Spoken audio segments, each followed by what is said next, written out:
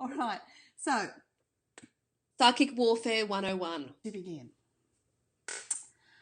Hide, motherfuckers!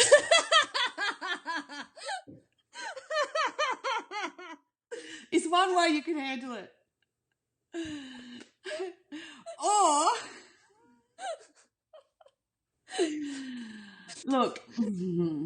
Psychic Warfare 101. Well, the thing is, I don't want to say anything outside of yourself's fuckery, right? But anything outside of yourself's fuckery. Yeah, I know. You don't want to kind of... You know? It's, oh, yeah.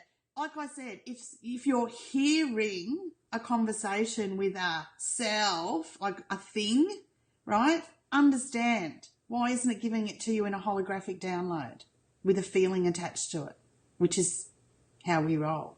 You know it's essence when it's like that, right? When there's fear. Well, when there's sentience attached to it, yeah.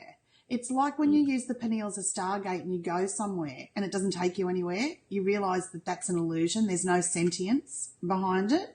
When you take... Yeah. You know what I mean? Yeah, I do. I do. So I'm talking about that. Anyway, so things to do, things to be able to do. I cannot stress enough that Mother Moo, she's an ally in all of this. So fucking connect with her. Breath of Life will do, bitches. You know, do whatever you do, but if you don't know, Breath of Life, look it up. I actually really liked that stuff that, I think her name's Eve Thompson. Oh, the solar chick, the one yes, the sun gazing? What was her thing? The black sun? She was the sun gazing. The occult sun. The occult sun. So in reading something she'd written about archons, reading down the comments page, it was about halfway down for me on my thing. And someone had written something to her about the chakra system. And, of course, you know how I feel about the chakra system, the co-opted chakra system. And I think she has similar thoughts. Anyway, she wrote about a tune or a soundscape that she was using. And that soundscape,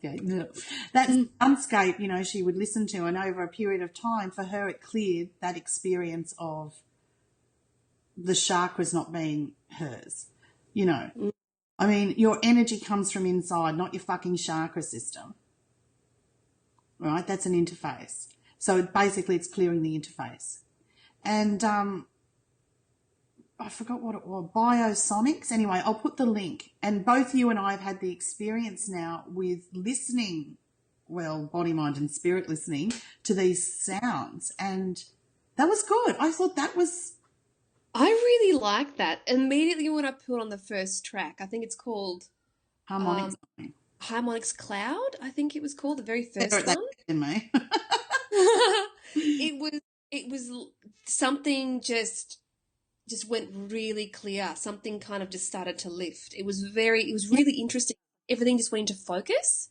It's interesting. I got that guilt pleasure thing this morning after working with it very clearly. And that was a body thing for me. So I think that this soundscape has a lot to do with clearing the physical cellular matter. So recommended, bitches. But, yeah, you know, of course, we love a good revocation because, you know, if you don't agree to it, they can't do it. Yeah, exactly. And the other thing that I must say that we've had a little discovery of, and you can speak to this particularly, is ancestral karma. We know that your ancestors can have chuckered the shaded upon you. And that's all very well, isn't it? So we can clear that. We can clear the ancestral karma. But why not do a little contract of your own? My contract is none of my ancestors speak for me. In all points in time, all bodies, all dimensions. I like that. It was amazing how that discovery sort of rang so true as well, because I didn't even consider it. It was Eve Lorgan. Oh, the one we love. What's her? Yeah, it was Eve Lorgan who mentioned it when I first heard it. and she said that your ancestral lineage could have made some huge contract within some kind of cult or some kind of cult in general. And it made all the agreements down the whole line. And as soon as I heard it, it was like, oh, something really rang through. And so when we cleared it together, immediately Yeah, the right. lift there, it was really real. This stuff is real.